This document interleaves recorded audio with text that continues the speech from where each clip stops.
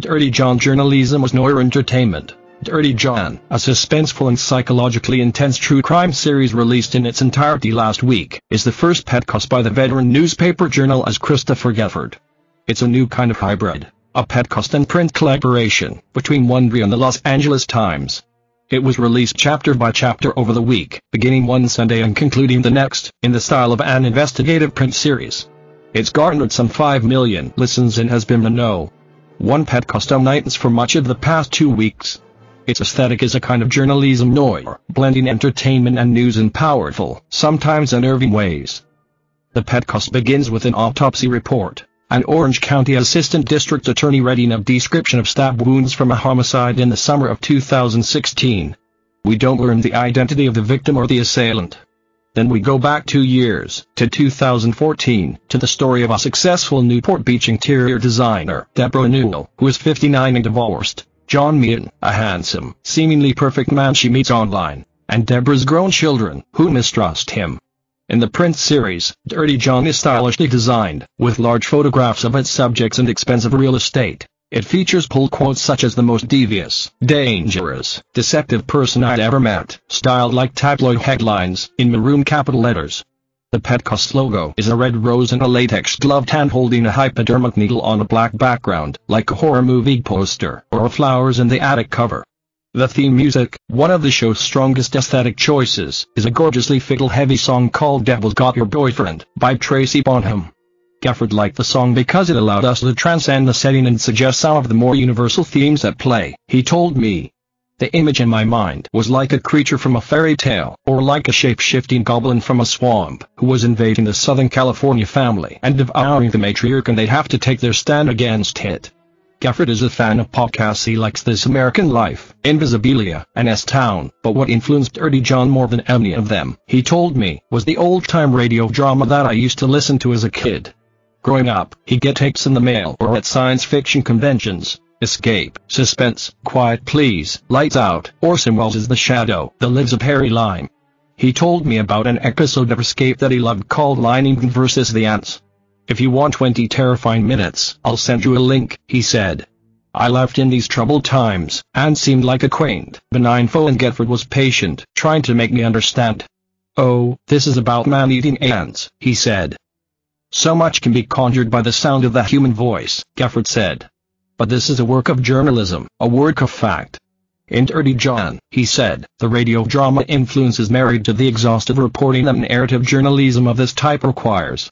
Goffard's reporting is indeed exhaustive. The podcast makes use of extensive audio interviews, archival audio from phone recordings and wedding videos, 911 calls, and more. He wrote both the print series and the podcast, which was produced in 3.5 months. The story is so crazy and terrifying that if it were fiction you might not find it plausible. Its themes include trust, family relationships, deception and self-deception, and the insidious side of forgiveness. On the podcast, Goffard speaks in calm, smooth tones but uses phrases such as black-hearted Lothario and a Tretley bonbon with a core of arsenic. In episode 1, Deborah, a church-going evangelical Christian who's been married and divorced 4 times, joins an over 50 dating site called Overtime. She goes on a few dates and is disappointed to discover that the men who show up are older and less attractive than their profiles indicate. Then she meets John Meehan, who checked every box. He's smart, charming, and articulate, tall and fit, with a handsome face and a wrestler's build. He says he's an anesthesiologist who recently served with Doctors Without Borders in Iraq and has houses in Newport Beach and Palm Springs. Over dinner, he listens to Deborah, asks questions, and is curious about the workings of her interior design business. I thought it was a good trait that he was more interested in me than himself, Deborah says. One of the many grim realizations for the listener in this story comes here, recognizing the gratitude we felt in similar moments, and knowing that for Deborah it's going in a bad direction. There are red flags early on. John makes a pass at Deborah too aggressively and too soon. He dresses sloppily, like an overgrown frat boy, in shabby pastels and medical scrubs that Jacqueline, one of Deborah's daughters, thinks look like a costume. There's no real evidence that he has houses, a car, or a job. Deborah justifies some of these things and ignores others. Deborah and John begin dating, and he treats her well. But the warning signs persist. Jacqueline lives with her mother, and one day John discovers a near safe where she keeps Birkin bags and other nice purses. "What do you have in the safe, kiddo?" he asks. "None of your business." she says. The red flags turn into alarm bells. Mild spoilers follow. Deborah learns fairly quickly that John has lied to her significantly about who he is. He has a dark, scary past and, we can only assume, dark and scary intentions. But Deborah doesn't want to believe it, and how she navigates this fascinates us. Throughout, the story provides as many rattling insights about Deborah's psychology as it does about John's. Like most of us at some point in our lives, she behaves irrationally in a romantic relationship. But she takes it terrifyingly far, making decisions that leave her and her family vulnerable. As we learn more about Deborah's background and family life involving other trusting, forgiving, vulnerable women and dangerous men, the mystery of her behavior, and of human behavior in general, only deepens. Dirty John unsettled me, especially in a week dominated by the flood of stories about Harvey Weinstein and other sexual predators. This cultural context heightened my unease about the show's aesthetic. Dirty John plays like a thriller. It presents Deborah in a respectful light, and in our phone conversation Goffard talked about her protectively. He said that Deborah's participation was motivated by her desire to help other women avoid bad situations. But the series' almost pulp-like tone makes it seem like it's accomplishing that worthy goal by scaring us a bit, as a Lifetime movie would. John is shown to be thoroughly evil, a descriptor used by several interviewees, and the story freely presents him as a monster. It does this journalistically, through legal documentation, jail records, first-person accounts, archival recordings, text messages, restraining orders, and so on. But it also does so narratively, with the kind of language we might hear in Lion King versus the Ants. Goffard seems to encourage an almost mythical impression of his subject's evil. At one point, Goffard tells a lawyer that the lawyer's description of John sounds almost like the opposite of a religious experience, you know, where you meet someone holy and it changes your life. This is sort of the inverse of that. Like you look into a void. That is so true, the lawyer says, with emotion. Because we don't want to believe the really bad things about people. We just don't. We want to think that people are good.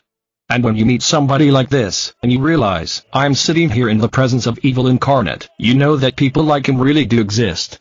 The tone of Dirty John can feel more lurid than the sophistication of its reporting deserves. Usually, I'm very reserved in my judgments of people, Goffard told me. But this accumulation of ugliness and malevolence for so long makes you think, look, if words like black-hearted have any meaning at all, it's because guys like this fulfill their definition, you know. I try not to go overboard. But I think this guy's behavior speaks for itself. It does speak for itself, and I would have welcomed a bit of editorial reeling it in. The tone of the Petco's advertising made me cringe a little, too. For example, when the show veered from a description of a woman fearing for her life to a boisterous for zip recruiter. We also hear ads for a monthly murder mystery box called Hunt a Killer, which sends you clues from a serial killer. It's up to you to piece them together and find the killer before he finds you, the AT says. See if you qualify by taking their murder quiz. Oof. The show's final episode is thrilling, horrifying, and expertly done, with a final scene like a Bond but with a core of arsenic. In the end, the series leaves you with a powerful set of thoughts and emotions about the darkest sides of the human need for love.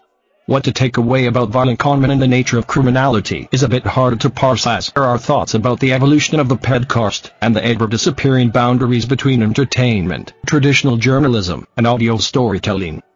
Goffard and I talked about the strange power of podcasts, which can be emotionally affecting in ways we're only beginning to sort out. I mentioned that I've been unnerved by Us Town, which I loved in many ways but which, after the fervor that serial had inspired, made me feel protective of its subjects, and of all subjects of podcasts about real-life recent crimes and tragedies. On Monday, Tyler Goodson, one of the main subjects of Us Town, took a plea deal in a case involving the burglary and trespassing that he had discussed on the podcast. Whether information from the podcast would be admissible in a trial had been a point of contention. Why do you think this happens, this intensity? Goffard asked me. Why is it generated by podcasts versus, say, a print story? I said that I thought it had to do with hearing people's voices, and the fact that the best podcast makers are highly sophisticated storytellers, and that our digital era connects us and isolates us in overwhelming, novel ways. In this climate, podcasts feel especially intimate, personal, and affecting. Does that make sense? I said. Yeah, he said. But, I got to say, it's kind of sobering as a veteran print guy. I know, I said. I mean, I think you're right. I just don't know what to do with it. Neither do I said. For me, print was always the be-all and end-all, he said. The ideal form your story can ever take. and now I'm questioning that. Because people are telling me that the podcast experience of Dirty John is of a level of intensity and intimacy deeper than the printed story. So I don't know what to do with that. Since the show's release, Goffard said, other people affected by John Meehan have come forward. I've heard from a number of his ex-girlfriends, including one. This is a detail I wish I could have gotten in the story, because it so well captures this guy. This girlfriend is going down to Costa Rica with him and they're getting off a plane. And there's a single mother on the plane with some luggage and a baby. And she turns to John, she takes one look at John, and she hands him her baby, a stranger. I've got to say, no stranger has ever handed me a baby, Goffard said. And that's the spell this guy's looks cast. He looked so authoritative and wholesome and irresponsible and disarming that you would hand him your child. Goffard said that, at the end of the final episode, he wanted to underscore, after an incredible sequence of drama and agony, how successfully John was able to impersonate a normal human being, and how that left us abiding confusion in Deborah and the mayhem that he left behind. Goffard read me a passage from a book. It's just fascinating, he said. It's from The Bad Seed, by William March, and he's talking about psychopaths. These monsters of real life usually looked and behaved in a more normal manner than their actually normal brothers and sisters. They presented a more convincing picture of virtue than virtue presented of itself, just as the wax rosebud or the classic peach seemed more perfect to the eye, more what the mind thought a rosebud or a peach should be than the imperfect or original from which it had been modeled. That, to me, explains John Meehan.